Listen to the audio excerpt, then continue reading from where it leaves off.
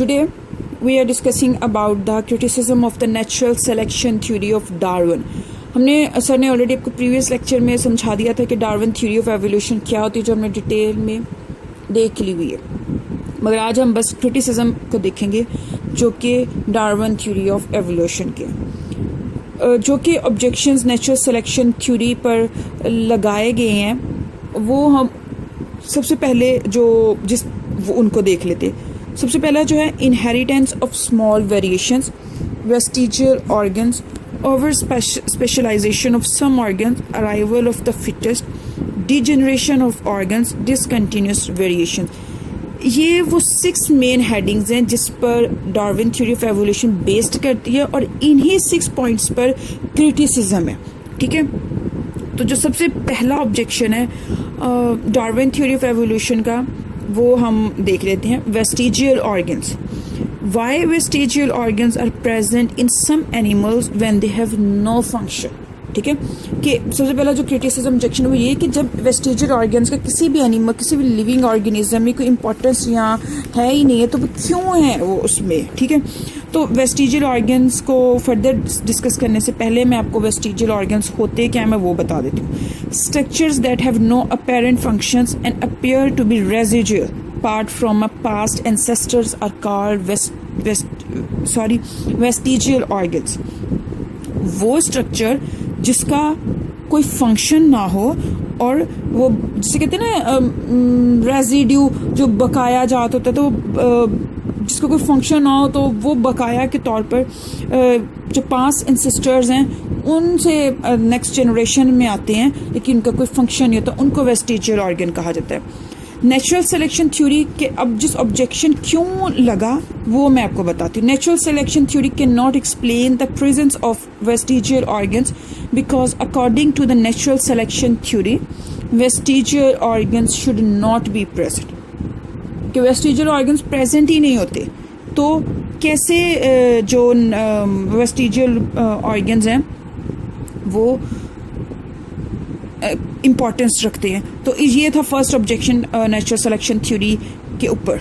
ठीक है, डार्विन, तो जिसको Darwin could not explain whether the instincts are acquired and modified through natural selection, जिसे डार्विन एक्सप्लेन नहीं कर सका।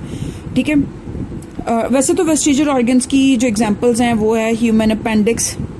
हमें ह्यूमन अपेंडिक्स का आज तक कोई रोल नहीं नज़र आया कि ह्यूमन अपेंडिक्स क्यों होती हैं ह्यूमन ऑर्गेनिज्म में। फिर इसके अलावा पेल्विक बोन ऑफ स्नेक है, विंग्स ऑफ फ्लाइटलेस बर्ड्स हैं। तो ये सारे वेस्टिजियल ऑर्गन्स हैं जिसको डार्विन एक्सप्लेन नहीं कर सका था कि वो वेस्टिजियल ऑर्गन्स तो जब कोई फंक्शन ही नहीं होता तो ये क्यों लिविंग ऑर्गेनिज्म में होते हैं। ठीक है, सेकेंड ऑब्जेक्शन जो नेचुरल सिलेक्शन थ्योरी का था वो इनहेरिटेंस ऑफ स्मॉल वेरिएशंस है। ठीक है, according to Darwin, natural selection theory only useful variations are transmitted to the next generation, but sometimes small variations which are not useful for the possessor are also inherited।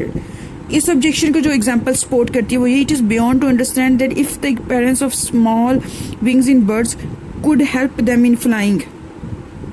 ठीक है, कि जब जो small variations हैं, क्योंकि small wings हैं जो flightless birds में होते हैं, ठीक है ना, तो ये जो वेरिएशंस आती हैं वो इनहेरिटेंस ऑफ स्मॉल वेरिएशंस है जिसको डार्विन एक्सप्लेन नहीं कर सका था। Darwin had not explained for the presence of neutral variations which have neither useful nor harmful effects but exist generation after generation। कि जो वेरिएशन स्मॉल वेरिएशंस है क्यों जो वो एक जनरेशन से सेकंड जनरेशन में आती हैं वो बेशक यूज़फुल और हार्मफुल ना हो लेकिन वो ट्रांसमिट ज़रूर होती हैं। तो इसकी अगर एग्जांपल हम लें तो variations in fingerprint patterns in human appears to give us no special advantage. कि जो हमारे फिंगरप्रिंट्स के फिंगरप्रिंट्स हैं वो हमें कोई स्पेशल एडवांटेजेस तो देते नहीं है। तो ये भी एक, तो फिर ये एक सेकंड ऑब्जेक्शन था Darwin theory of natural selection का। अब हम थर्ड उसकी बात कर लेते हैं ऑब्जेक्शन की, तो वो है arrival of the fittest. Darwin theory only explains the survival of the fittest but is unable to explain the arrival of the fittest। Survival of the fittest तो उसने एक्सप्लेन किया लेकिन अराइवल ऑफ द फिटेस्ट को नहीं उसने explain किया।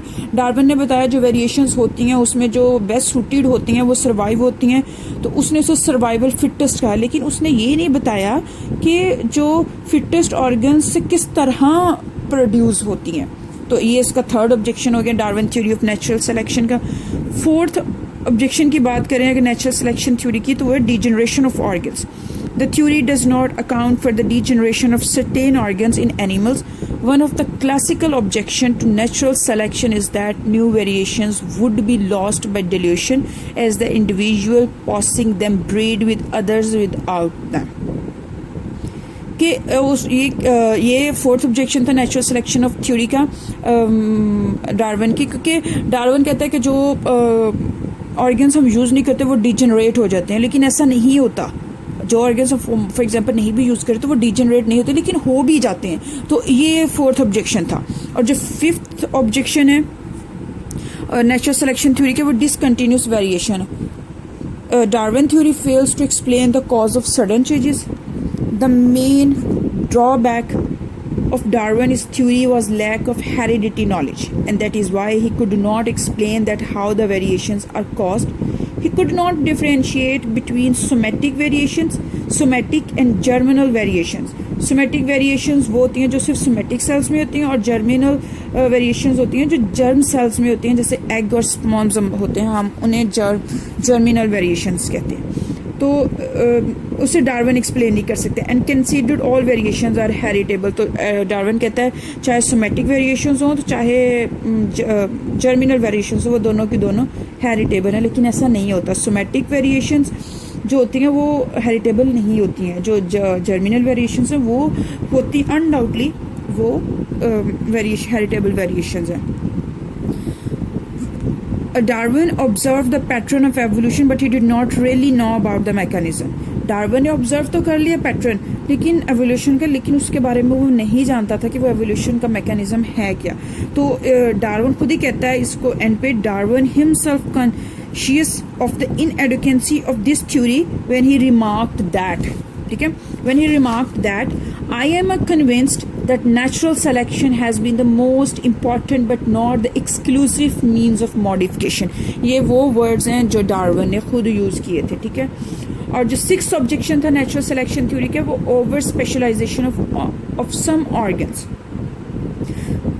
According to Darwin, जो Darwin ने अपनी नेचुरल सिलेक्शन थ्योरी दी और जो उसका ऑब्जेक्शन था वो मैं आपको एक्सप्लेन कर देती हूँ। Some organs like tusk of elements, tusk कहते हैं नकीले दांत, जो एलिफेंट के आपको नकीले दांत बड़े बड़े नजर आते हैं ना, तो वो उसकी एग्जांपल यहाँ पे कोट की गई कि over specialisation of some organs, कि उस ऑर्गन की कुछ ज़्यादा ही ओवर स्पेशलाइजेशन होगी, वो कुछ ज़्यादा ही बड़े हो गए।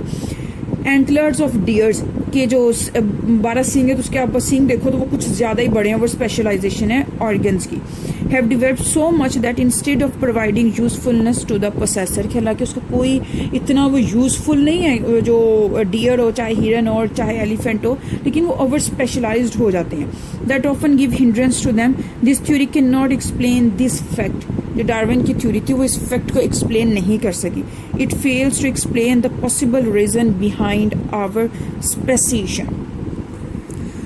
तो ये हो गए natural selection of Darwin theory of natural selection के क्रिटिसिज्म जो बेस करता है, जो कि क्योंकि Darwin theory of natural selection theory 6 points पर बेस्ड करती है और मैंने उन्हीं 6 पॉइंट्स को आपको क्रिटिसिज्म के जो उनके ऑब्जेक्शन थे उस चीज़ को लेकर आपको एक्सप्लेन किया है। तो आई होप सो अब किसी किस्म की कन्फ्यूजन नहीं रही होगी कि कौन सा क्रिटिसिज्म था और किस पर हुआ। तो थैंक यू सो मच।